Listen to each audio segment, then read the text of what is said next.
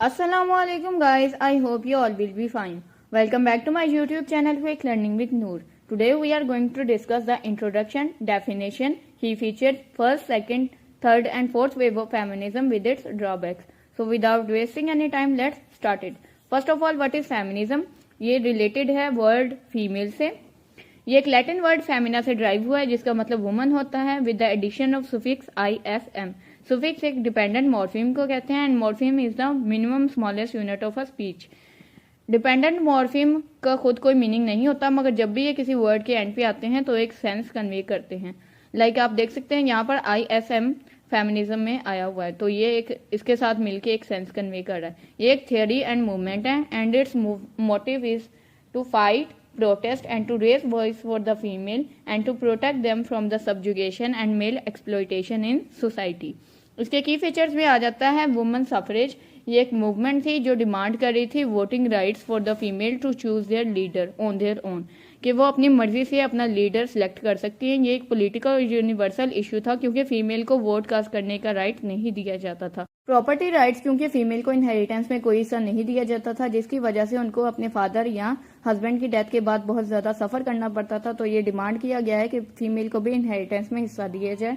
Equal pay at work place, ये एक voice raise की थी फेमिनिज्म ने फीमेल के लिए कि वो सेम पोजीशन पे मेल के साथ काम करते हुए भी बहुत कम पे की जाती हैं, तो उनको भी इक्वल सैलरी मिलनी चाहिए. एजुकेशन राइट्स, ये एक फाल्स नोशन था कि फीमेल को घर पे रहना चाहिए, उनको एजुकेशन प्रोवाइड नहीं करनी चाहिए, मगर फीमेल कहती हैं कि वो भी जो है वो सोसाइटी का एक पार्ट है, तो सोसाइटी में रोल प्ले करने के लिए उनको भी एजुकेटेड होना चाहिए. रिप्रोडक्टिव राइट्स, फीमेल को जो है वो चाइल्ड बर्थ मशीन कंसीडर किया जाता था और उनको फैमिली प्लानिंग की कोई राइट प्रोवाइड नहीं किए जाते थे. तो फेमिनिज्म यहाँ पर डिमांड करता है कि वो अपने हस्बैंड के साथ मिलकर अपना फैमिली या फ्यूचर प्लान कर सकती हैं. Next we are going to talk about the first wave of feminism. ये 1830 में स्टार्ट हुई थी और ये 1930 तक ये वेव चली है. इसमें प्रॉपर्टी, डाइवोर्स और वोटिंग राइट डिमांड किए गए हैं.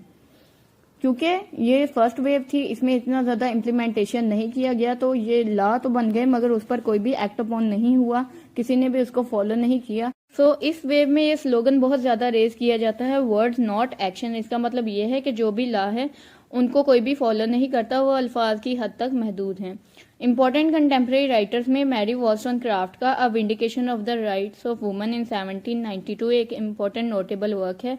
सैफो एक ग्रीक पोइट थे जिन्होंने ग्रीक में फेमिनिज्म मूवमेंट को ओरिजिनेट मीन्स स्टार्ट किया था. वर्जीनिया वुल्फ की writing a room of their own in 1929 एक फेमिनिस्टिक राइटिंग कंसीडर की जाती है. Next one is J.S. Mills the subjection of woman which was written in 1869. उन्होंने कहा था कि वुमन को भी इक्वल एजुकेशन राइट्स मिलने चाहिए क्योंकि वो अपनी वाइफ हैरियट टेलर से बहुत ज़्यादा इंस्पायर थे. उन्होंने मेल होते हुए भी फेमिनिज्म को सपोर्ट किया है. Next we are going to talk about the second wave of feminism जो 1930 में स्टार्ट हो गई थी, मगर ये ज़्यादा पॉपुलर 1960 से 1970 में हुई है. इसमें स्लोगन रेज किया जाता था personal is political. It means that all the relationship between the male and the female is under discussion like politics. इसको रेडिकल और लिबरल फेमिनिज्म भी कहा जाता है क्योंकि इसमें फीमेल को एहसास हो गया था कि हमें लिबर्टी मिलनी चाहिए और एक चेंज आ गया था जिसको हम रेडिकल कहते हैं. एक चेंज आ गया था उनके माइंडसेट के अंदर कि हमें ये सोसाइटी में राइट्स प्रोवाइड होने चाहिए, तो इसके लिए हमें डिमांड करना पड़ेगी. Next one is gynocriticism. ये रिलेशनशिप को डिस्कस करता है फीमेल के और लिटरेचर के दरमियान, और जैसे हम सबको पता है इसमें female writer like Virginia Woolf जो है वो नोटेबल वर्क अपने देती रही हैं. तो ये यहाँ पर डिस्कशन की जाती है कि फीमेल का लिटरेचर के साथ क्या रिलेशन है. फर्दर 3 फेजेस में इसको डिवाइड किया गया है, feminine, feminist and female. Feminine 1840 to 1880 तक वो मूवमेंट चली थी, फेमिनिस्ट 1881 टू 1940 तक, और फीमेल जो है वो 1941 से टिल टुडे आज तक ये मूवमेंट जो है वो जारी है. अब इसमें जो इम्पोर्टेंट कंटेम्प्रेरी राइटर्स हैं वो साइमन डी बेवियर का the second sex in 1953, Betty Friedan का the feminine mystique in 1963, Kate Millett का sexual politics in 1970, Germaine Greer का द फीमेल यूनक इन 1970. ये इंपॉर्टेंट वर्क्स हैं इनके सेकंड वेव ऑफ फेमिनिज्म के. Next we are going to talk about the third wave of feminism. इसको second wave का reaction भी कहते हैं क्योंकि इसमें फेमिनिटी की डेफिनेशन को चैलेंज किया गया है।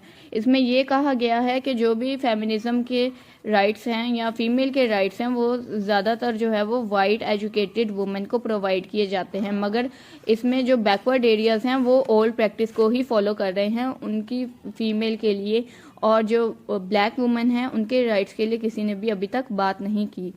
इसको क्रिटिसाइज किया जाता है इस बेसिस पे कि वाइट एजुकेटेड और एम्प्लॉयड लेडीज जो वेस्ट की लेडीज हैं उनके लिए ये राइट्स जो है वो उनको प्रोवाइड किए गए हैं, मगर यहाँ पर जो ईस्ट की लेडीज हैं उनके लिए ये इम्प्लीमेंटेशन इन राइट्स की बिल्कुल भी नहीं हुई।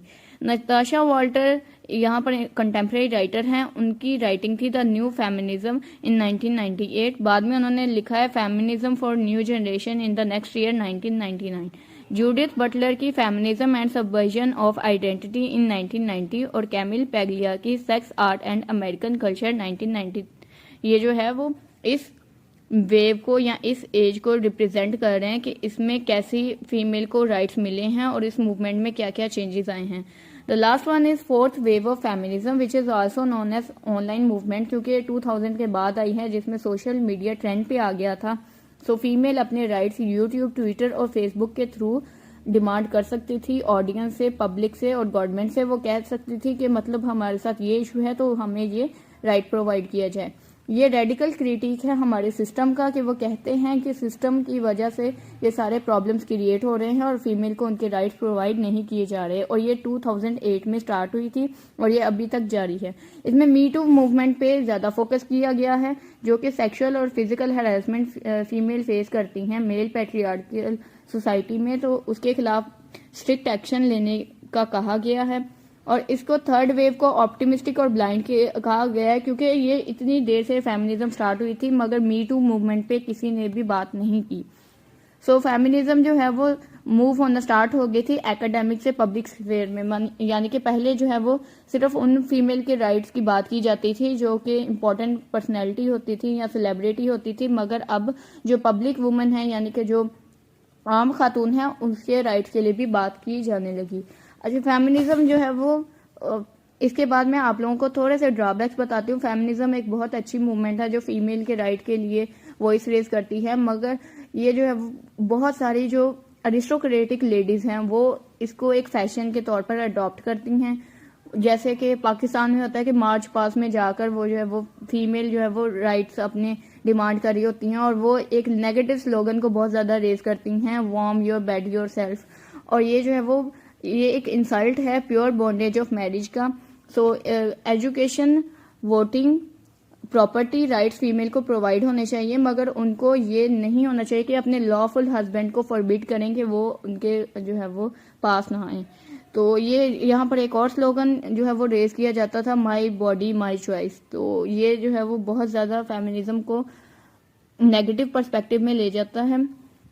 आई होप आप लोगों को ये सारा टॉपिक समझ आ गया होगा। अगर आप चाहते हैं कि फेमिनिज्म की वेज पे एक सेपरेट क्वेश्चन बने then write down in the comment section. अगर आप लोगों को वीडियो पसंद आई है तो वीडियो को लाइक जरूर कर दें। If you have any query then you can ask in the comment section. अगर आप चैनल पर न्यू हैं तो चैनल को सब्सक्राइब कर लें और साथ बेल आइकन को भी प्रेस कर लें ताकि आप लोगों को न्यू वीडियोस के नोटिफिकेशन मिलते रहें। We will meet in the next lecture. Till then, अल्लाह हाफिज।